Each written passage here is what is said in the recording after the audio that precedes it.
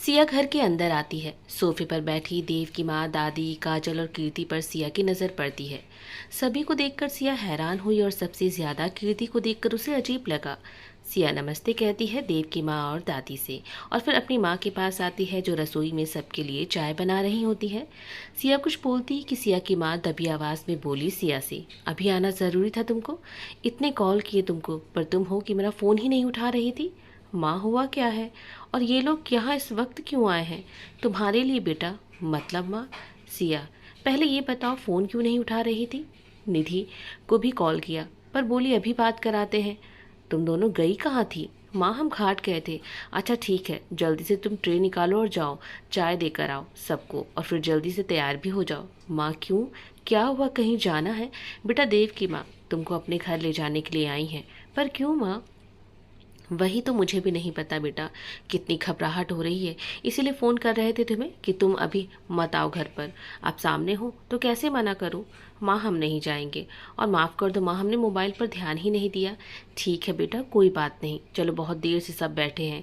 सिया फिर सबके लिए चाय लेकर आती है। देव की माँ सिया की माँ और पापा से कहती है कि लो, अब सिया भी आ गई है तो अब हम सिया को अपने साथ ले जा सकते हैं ना? सिया हैरानी से अपनी माँ को देखती है। देव की माँ कहती है बेटा सिया तुम इनकार मत करना, काजल ने बहुत फोर्स किया है। आज देव का बर्थडे है।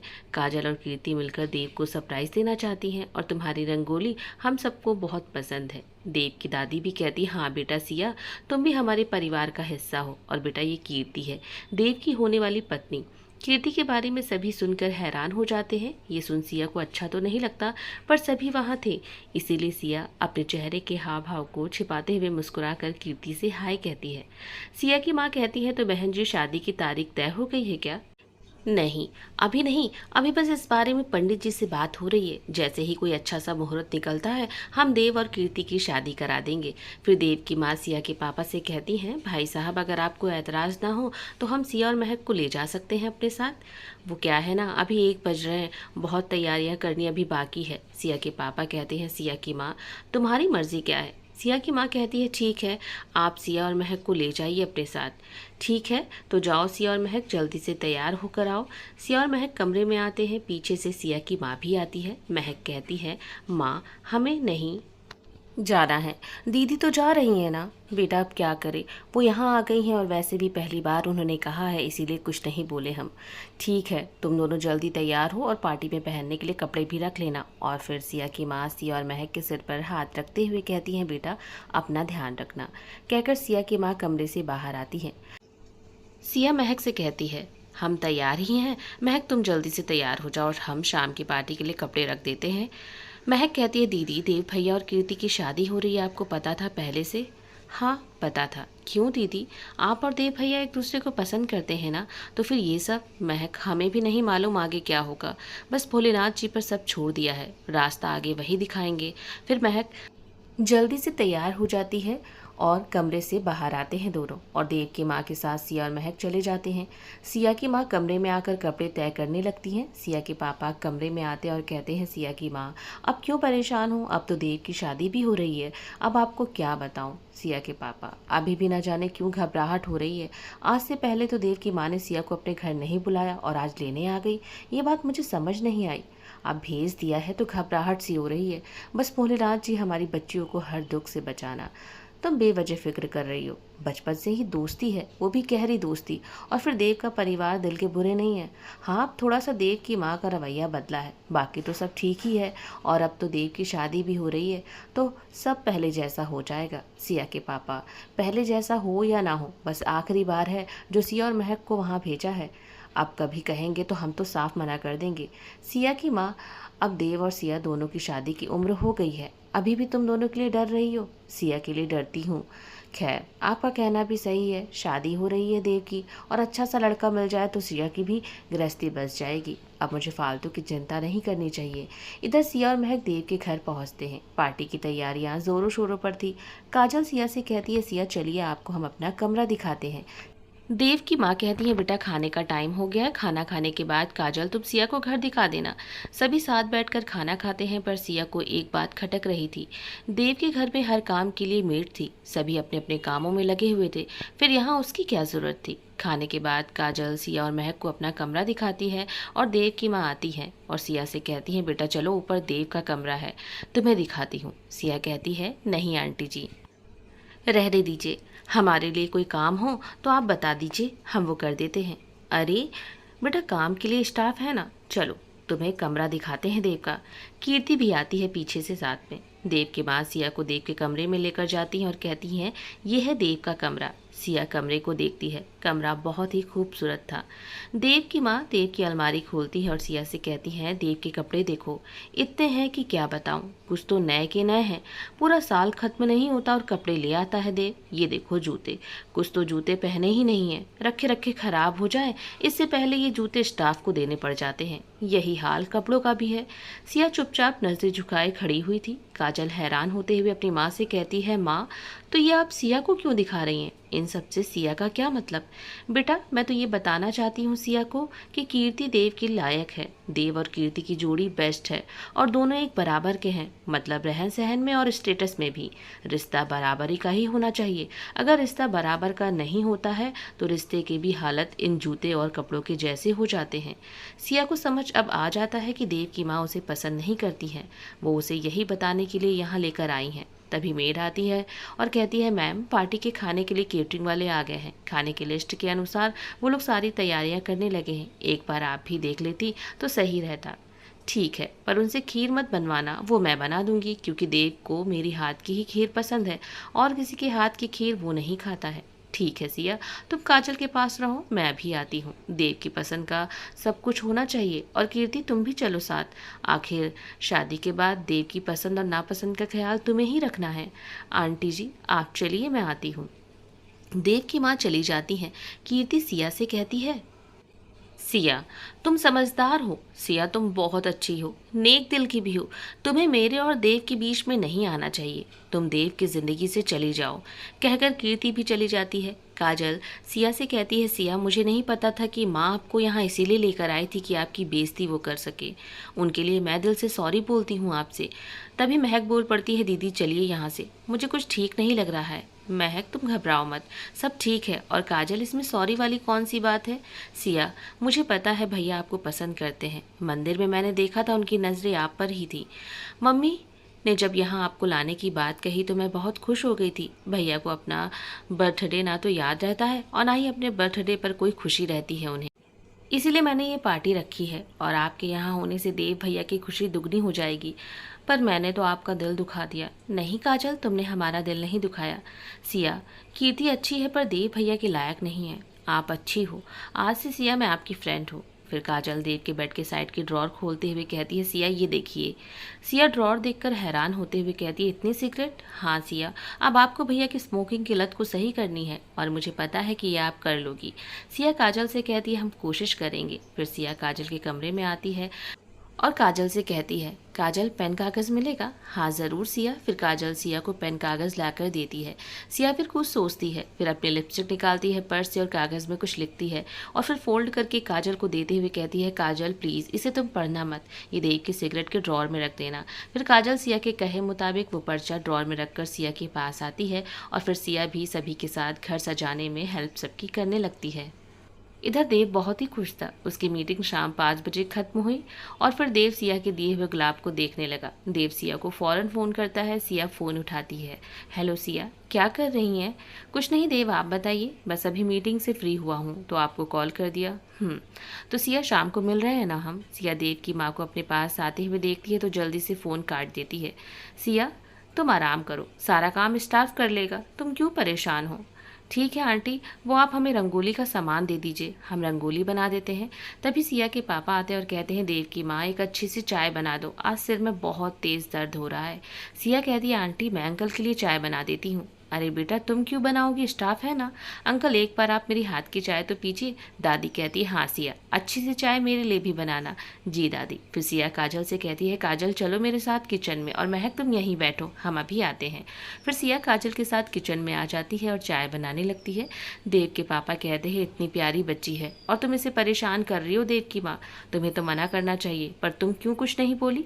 मेहमान भगवान का रूप होते हैं, अब उसे ही मेहमान बनना है तो अब मैं क्या करूँ? सबके दिलों में जगह बनानी है, अच्छा बनने का नाटक कर रही है वो। और वैसे भी नौकरों की जगह वहीं होती है।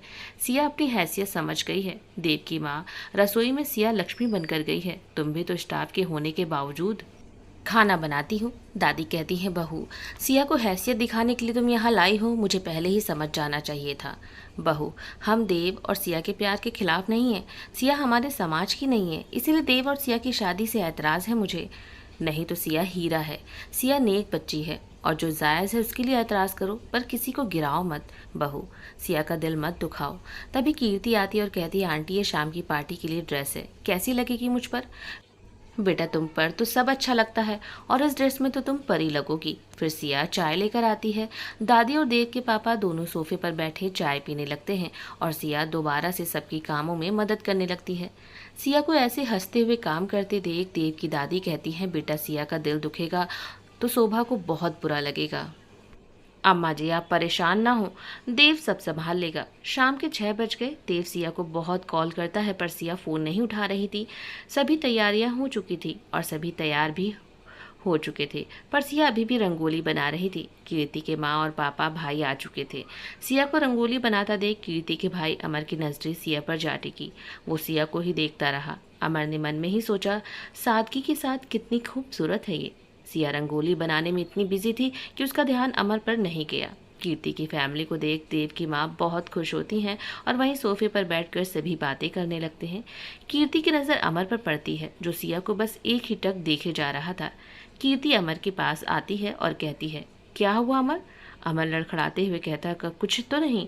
कीर्ति, तो चलो अंदर, तुम यहाँ बाहर क्या कर रहे हो? हाँ चलो। फिर अमर चला जाता है कीर्ति के साथ।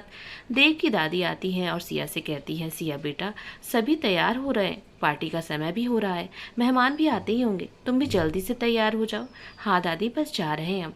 काजल भी आती है और सिया से कहती है, ओफो सिया, भैया आते ही होंगे, चलिए जल्दी से तैयार हो जाइए। फिर सिया काजल के कमरे में जाती है और तैयार होने लगती है। कुछ देर बाद सभी तैयार हो चुके थे। कीर्ति ने ब्लू कलर का गाउन पहना हुआ था, बालों को खुला रखा था, कानों में छोटे से इयररिंग पहने हुए थे। सच में कीर्ति परी लग रही थी। इधर सिया का मोबाइल रिंग करता है। सिया की माँ का फ़ोन था। सिया फ़ोन उठाती है। हाँ माँ बोलिए। बेटा सब ठीक है ना वहाँ? हाँ माँ सब ठीक है। वैसे आप सब निकल रहे हैं ना पार्टी के लिए? नहीं बेटा हम सब नहीं आएंगे, बाकी पापा तुम दोनों को लेने आ जाएंगे। पर माँ क्यों? बेटा तुम्हारे जाने के बाद तुम्हारे दादाजी को बुखार आ गया है, इसीलिए बेटा हम नहीं आएंगे। माँ हम अभी आ रहे हैं। नहीं सिया दादाजी ठीक है, बस हल्का सा बुखार है, पर अब बुजुर्ग भी तो हैं, ऐसे वहाँ आना ठीक भी नहीं है। तुम बेफिक्र होकर पार्टी एंजॉय करो। बाकी मैंने देव की माँ को बता दिया है। माँ पक्का ना? हाँ बेटा अगर घबराने वाली बात होती तो अभी बुला लेती तुमको।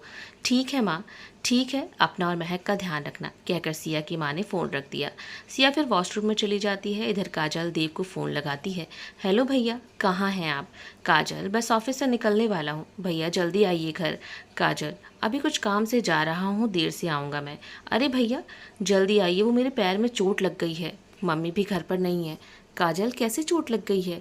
और मैं बस अभी आया। देव फौरन ऑफिस से निकलता है और गाड़ी में बैठता है। इधर सिया वॉशरूम से बाहर आती है तो काजल कहती है, सिया अभी तक आप तैयार नहीं हुई? भैया आ रहे हैं, बस जल्दी ही तैयार हो जाएंगे काजल हम। ठीक है सिया, तो आप जल्दी से तैयार हो जाइए, मैं सबको तब तक बता देती हूँ और लाइट भी ऑफ करना होगा। ठीक है काजल तुम जाओ। महक तुम भी तैयार हो गई हो तो काजल के साथ जाओ। हाँ दीदी। फिर महक भी काजल के पीछे चली जाती है और फिर सिया तैयार होने लगती है। धीरे धीरे सभी मेहमान आ चुके थे और बिजनेस पार्टनर भी। सभी एक दूसरे से मिलते हैं और बातें करने लगते हैं। कुछ ही देर में देव आता है और काजल लाइट ऑफ करवा देती है स्टाफ से कहकर। देव जल्दी से गाड़ी से उतरकर दरवाजे के पास आता है। अंधेरे के कारण उसे साफ दिखाई नहीं देता। देव मोबाइल जेब से निकालता है और टॉर्च चलाता है और नीचे टॉर्च की रोशनी से उसे रंगोली दिखाई देती है तो उसे सिया की याद आती है। तभी काजल दरवाज़ा खोलती है। भैया जल्दी अंदर आइए। फिर एकदम से लाइट खुलती है और फूलों की बरसात के साथ सभी तालियां बजाते हुए देव का बर्थडे विश करते हैं। देव काजल की तरफ देखते हुए कहता है, तो ये तुम्हारी चोट थी? काजल मुस्कुराते हुए हाँ में सिर हिला देती है तो देव भी मुस्कुरा देता है और फिर अपने माँ और पापा के पास जाकर उनके पैर छूता है। देव की माँ और पापा देव को आशीर्वाद देते हैं और कहते हैं, बेटा जाओ जल्दी से कपड़े चेंज कर लो, फिर केक काटते हैं। देव अपने कमरे में जाता है और कपड़े चेंज करता है। देव सिया को एक बार फिर से कॉल करता है तो सिया फ़ोन उठाती है। सिया कहाँ हैं आप? आपके पीछे ही हूँ तो देव जी। सिया मजाक करना बंद कीजिए। फिर सिया जल्दी से फ़ोन रख देती है और आईने में खुद को देखकर मुस्कुराने लगती है। देव कहता है, अब सिया को क्या हुआ है? तभी काजल आती है, भैया जल्दी चलिए, नीचे सब आपका इंतज़ार कर रहे हैं। फिर देव नीचे आता है तो सामने सिया को देख उसकी नज़रें उसी पर टिकी रहती है। सिया ने ब्लैक कलर की साड़ी पहनी हुई थी, बालों को खुला रखा हुआ था, माथे पर छोटी सी काली बिंदी लगाई हुई थी। सिया का सादगी भरा रूप देव को अपनी तरफ आकर्षित कर रहा था। सिया ने देव की तरफ देखा तो शर्म से सिया ने नजरें झुका ली और जल्दी से महक के पीछे हो गई। देव की माँ दादी वहाँ पार्टी में सभी मौजूद देव की नज़रों में सिया के लिए फीलिंग देख ली थी और इधर कीर्ति को बहुत गुस्सा आ रहा था ये सब देखकर। उसके तन बदन में आग लग रही थी। देव की नज़रें सिया पर टिकी देख वो अंदर ही अंदर जल रही थी। देव सिया को देखने में इतना खो गया था कि उसे अपने आसपास के लोगों का एहसास भी नहीं हुआ। तभी काजल देव के पास आती है और देव के कानों के पास धीरे से कहती है, भैया सिया को ऐसे देखना बंद कीजिए, सभी आपको देख रहे हैं। काजल की बातों से देव होश में आया। फिर देव सबके पास आता है। फिर देव केक काटता है और अपने माँ पापा को, काजल और दादी को बारी बारी से खिलाता है। देव की माँ कहती है, बेटा कीर्ति को भी केक खिलाओ। देव सिया की तरफ देखता है और फिर काजल से कहता है, काजल तुम कीर्ति को केक खिला दो। कीर्ति और कीर्ति के परिवार को अच्छा नहीं लगता। अमर सिया के पास जाता है। हेलो, मेरा नाम अमर है। सिया अमर को देखती है, फीकी मुस्कान के साथ अपना नाम बताकर वहाँ से एक साइड खड़ी हो जाती है। देव ये देखता है तो उसे अच्छा नहीं लगता है। केक कटने के कुछ देर बाद देव के माँ पापा स्टेज पर जाते हैं। देव की माँ देव के पापा के हाथ में माइक देते हुए कहती हैं कि सबको कीर्ति और देव के रिश्ते के बारे में बताइए। पर देव की माँ, आज देव का बर्थडे है, उसे सुनकर बुरा लगेगा, उसका बर्थडे खराब मत करो। ठीक है, आप नहीं कह रहे हैं तो मैं बोल दे रही हूँ। फिर देव के पापा से माइक लेती है और सबका धन्यवाद करते हुए कहती हैं, ये पार्टी देव के जन्मदिन सेलिब्रेशन के लिए रखी गई है, लेकिन एक और बात है, कीर्ति और देव की सगाई पंडित जी के बताए हुए मुहूर्त पर हम करेंगे। कीर्ति और देव की सगाई आज से 3 दिन बाद है, यानी 21 तारीख को। हम चाहते हैं कि आप सब उस दिन भी हमारी खुशी में शामिल हो और देव और कीर्ति को ढेर सारा प्यार और आशीर्वाद दें। ये सुन सभी तालियां बजाने लगते हैं। देव बस हैरानी और गुस्से में अपनी मुट्ठी बंद कर लेता है। इधर सिया को भी बहुत बड़ा झटका लगता है और कीर्ति को तो खुशी का ठिकाना ही नहीं रहता। देव स्टेज पर अपनी माँ के पास जाता है और दबी आवाज़ में कहता है, माँ आपने मुझसे बिना पूछे ही फैसला कैसे कर लिया? बेटा मेहमान है, थोड़ा हंसो वरना सबको शक हो जाएगा। वैसे भी जैसे सबके सामने तुम सिया को देख रहे थे वो ठीक नहीं था। माँ मैं कीर्ति से शादी नहीं करूँगा। और माँ, सिया का हाथ थामा है मैंने, तो उसका हाथ तो अब कभी नहीं छोड़ सकता हूँ। फिर देव सिया की तरफ देखता है। सिया सामने खड़ी बस देव को ही देख रही थी। काजल आती है और अपनी माँ के हाथ से माइक लेती है और कहती है, हेलो एवरीवन, क्यों ना अब थोड़ा डांस किया जाए? पार्टी में म्यूजिक ना हो तो पार्टी बोरिंग सी लगती है, इसीलिए ज़्यादा बोर ना होते हुए कपल डांस करते हैं। Music please. और फिर सभी अपने पार्टनर के साथ फ्लोर पर आ गए। देव सिया के जैसे ही पास जाता है, अमर सिया के पास जाकर अपना हाथ आगे बढ़ाते हुए सिया से कहता है, सिया क्या आप मेरे साथ डांस करेंगी? सिया अमर को मना कर देती है डांस के लिए। फिर सिया देव की तरफ देखती है तो बिना कुछ बोले सिया की कलाई पकड़कर देव उसे डांस फ्लोर पर लेकर आता है। गाना शुरू हो गया था। देव, ये क्या कर रहे हैं आप? सभी की नज़रें हम पर हैं। देखने तो सिया, आज नहीं तो कल वैसे भी सबको बताना ही था, मैं आपसे प्यार करता हूँ, आपसे ही शादी करूँगा। पर देव, सिया मैंने कहा था ना, बस आप मेरा साथ दीजिए, बाकी सब संभाल लूँगा मैं, तो मुझ पर भरोसा रखिए। सिया को बहुत बेचैनी हो रही थी, वो देव से दूर भाग रही थी कि तभी देव सिया की कलाई पकड़कर अपने पास खींच लेता है। सिया, जब मैं साथ हूँ तो क्यों आप डर रही हैं? गाने के बोल के साथ दोनों एक दूसरे के करीब आते जा रहे थे। सिया, तुमने मुझे बताया नहीं कि तुम यहाँ हो। देव, अगर बता देती तो काजल का सरप्राइज खराब हो जाता। देव सिया को अपने करीब लाकर उसके कान में मदहोशी आवाज़ में बोला, सिया इस साड़ी में आप बेहद खूबसूरत लग रही हैं। सिया बस सिमटी जा रही थी। सिया के हाथ पैर काँप रहे थे। देव ने फिर सिया को दूर किया, फिर घुमाकर अपने पास खींच लिया। अब सिया की पीठ देव के सीने में लग गई। सिया अपने तेज हुई सांसों को काबू करने लगती है। देव और सिया को यूं करीब होकर डांस करते देख कीर्ति गुस्से में आग बबूला हो रही थी और कीर्ति का परिवार भी बहुत गुस्से में था। देव की माँ को भी बहुत बुरा लग रहा था, पर काजल, दादी और देव के पापा दोनों को देखकर मुस्कुरा रहे थे। देव की दादी कहती है, मैंने इतने सालों बाद देव के चेहरे पर खुशी देखी है। सिया, देव के चेहरे की मुस्कुराहट है, मैं अपने पोते की मुस्कुराहट नहीं छीन सकती हूँ। देव के पापा दादी की बात सुनकर बहुत खुश होते हैं। दोनों एक दूसरे की आंखों में खोए पल को जी रहे थे। फिर सिया खुद को संभालते हुए देव से अलग होने की कोशिश करती है तो देव सिया को और करीब लाता है। सिया, आपको ऐसे ही हमेशा बाहों में भर कर रहूं, आपको कभी खुद से अलग ना करूं। कोई नहीं सिया, वो दिन भी जल्दी आएगा। म्यूजिक बंद हुआ, सभी तालियां बजाने लगते हैं। सिया फौरन भागकर महक के पास आती है। महक कहती है, दीदी पापा का फ़ोन है। फिर सिया बाहर चली जाती है और अपने पापा से फ़ोन पर बात करने लगती है। हाँ पापा, कहाँ हैं आप? बेटा मैं घर पर हूँ, अभी देव की दादी ने फ़ोन किया था, बेटा मैं सुबह लेने आ जाऊँगा। पापा, दादाजी की तबीयत तो ठीक है ना? हाँ बेटा, दादाजी बिल्कुल ठीक है। तो पापा आप आए क्यों नहीं पार्टी में? बेटा आने ही वाला था, पर अब वहाँ रुकोगी तो नहीं आया। पापा हम आ रहे हैं, क्या करेंगे यहाँ? और वैसे भी दादाजी की चिंता लगी रहेगी। ठीक है बेटा। फिर सिया ने फ़ोन रख दिया। तभी उसकी कमर पर किसी की छुअन महसूस हुई तो झट से सिया पलटी तो सामने देव था। आप? हाँ मैं। क्या हुआ? कुछ नहीं, हम तो डर गए थे। सिया, इसमें डरने वाली क्या बात है? वैसे मैं थोड़ा नाराज़ भी हूँ। अच्छा तो क्यों नाराज़ है? सबके सामने ऐसे अपनी बाहों में हमें आप छुपाए हुए थे। पता है हमें बहुत अजीब लग रहा था और नाराज़ हमें होना चाहिए। देव, लोग क्या सोचेंगे? जो सोचना है सोचने दीजिए सिया, मुझे लोगों की परवाह नहीं है। देव, आपकी माँ, वो क्या सोच रही होंगी? और कीर्ति का परिवार? अब तो सगाई की डेट भी निकल गई है। सिया, कोई सगाई नहीं होगी। देव, 3 दिन बाद आपकी सगाई कीर्ति के साथ है। ठीक है, फिर कर लेता हूँ सगाई। देव, आपने ही हमारे सामने ऑफिस में फ़ोन किया था ना कीर्ति को और शादी के लिए हाँ भी बोल दिया था। सिया, वो मैंने अपने असिस्टेंट को कॉल किया था, कीर्ति को नहीं। देव, हमें कुछ समझ में नहीं आ रहा है। देव, हमें बहुत डर लग रहा है। बहुत देर से खुद को संभाल रहे हैं, खुद को हिम्मत दे रहे हैं, सबको दिखाने के लिए कि हमें आपकी सगाई की बात से कोई फ़र्क नहीं पड़ रहा है। पर देव, सच कहूँ तो फ़र्क पड़ रहा है, हमें तकलीफ़ हो रही है, हमारी हिम्मत अब जवाब दे रही है। कहते हुए सिया की आंखें नम हुई तो सिया कहती है, ठीक है देव, वो अब हम घर जा रहे हैं। फिर सिया जाने लगती है तभी देव सिया के हाथ को पकड़ लेता है और खींचकर अपनी बाहों में भर लेता है। आपकी आंखों में आंसू आते हैं, ये मुझे बर्दाश्त नहीं है सिया। सिया कुछ नहीं बोली, बस सिया नम आंखों से देव की बाहों में थी। देव सिया को खुद से अलग करता है और सिया से कहता है, चलिए अभी मैं सबके सामने अपने रिश्ते के बारे में बता देता हूँ। सिया ने अपने दोनों हाथों से देव के शर्ट को पकड़ा और उसके सीने में छुपकर रोने लगी। देव ने सिया को अपनी बाहों में भर लिया। सिया, मैं आपके लिए दुनिया से लड़ने के लिए तैयार हूँ और आप हैं कि कमज़ोर पड़ रही हैं। देव, अब आप ही बताएं हम क्या करें? कुछ नहीं सिया, बस मैं हूँ आपके साथ। और सिया अभी कुछ नहीं कहा, इसीलिए मैंने कि पहले मैं आपके मम्मी पापा से बात करूँगा, फिर उसके बाद ही अपने घर पर कहूँगा। जो भी फैसला दोनों परिवार का होगा उसके हिसाब से ही मैं कुछ आगे करूँगा। सिया देव से अलग होती है और कहती है, पर देव, सिया, सारी परेशानी, सारे दर्द, सारे डर सब मुझे आप अपने दे दीजिए और बस आप मेरे साथ मेरा हाथ थाम कर खड़ी रहिए। आपकी मुस्कान से ही तो मुझे हौसला मिलेगा। फिर देव सिया के चेहरे को थाम उसके माथे को चूम लेता है और बारी बारी से सिया की भीगी पलकों को चूमते हुए कहता है, सिया, आज का मेरा बर्थडे सच में बहुत स्पेशल है। अब आप ठीक है ना सिया?